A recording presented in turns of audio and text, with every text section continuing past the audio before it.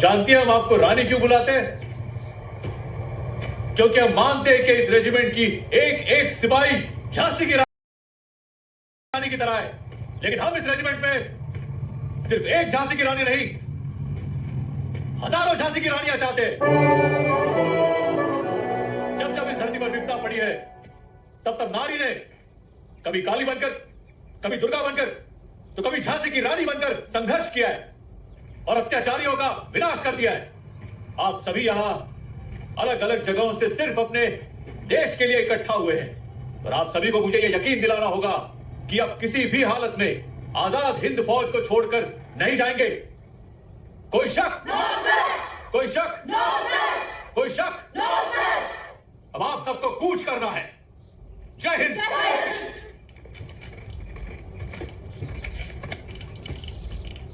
नमस्कार Netaji. Mr. Bose, now you're leading INA. Well, do you think you can liberate India by waging a war against Britishers? Why not? This fight for independence that we have involved ourselves in needs to go on until we have achieved absolute freedom and independence. Netaji, Azad Hind फौज का आदर्श वाक्य क्या है? विश्वास, एकता और बलिदान। जय हिंद नेताजी।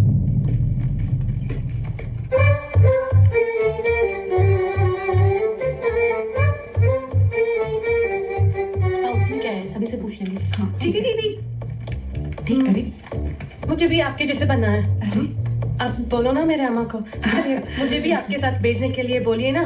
चलो इस घर में पूछते हैं। नमस्ते दादा।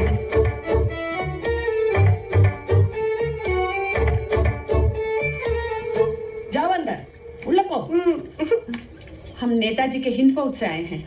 आप भी आपकी बहू को हमारे साथ हिंद फौज भेज दीजिए ना। ऐसे कैसे मैं आपके साथ भेज दूं? मेरी बहू को अभी तो बच्चा हुआ है। पार्टी नींगड़ों पेती है, जाने दो ना रानी झांसी रेजिमेंट में। ऐसा कैसा जाने दो? इनने सुन रही नहीं? अब औरतें भी मर्दों के साथ लड़ाई पे जाएगी क्या? जा। आजादी की लड़ाई में हर वर्ग का योगदान जरूरी है गुरुजी। ये सिर्फ हमारी आजादी नहीं, भारत माता को आजाद कराने के लिए एक संकल्प है नेताजी के साथ। ये लड़ाई वड़ाई सब मर्दों का काम है। मेरा बेटा काम से बाहर रहता है। आप लोगों का हिंद फौज तो बहुत दूर है। ये आप क्या बोल रही है अम्मा?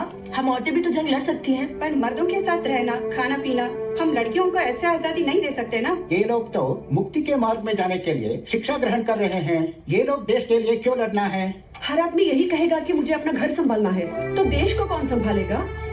आप लोग शादीशुदा है ना? हाँ, जहाँ हम मर्दों के साथ कंधे से कंधा मिलाकर देश की आजादी के लिए लड़ाई लड़ रहे हैं। देश को संभालना मर्दों का काम है। इतने सारे मर्द तो है इस देश में। पहले इस देश को अंग्रेजों से मुक्त करवाना है। ये भी तो एक कर्मयोग है। आप तो गुरु हैं। हमसे बेहतर तो आप जानते हैं।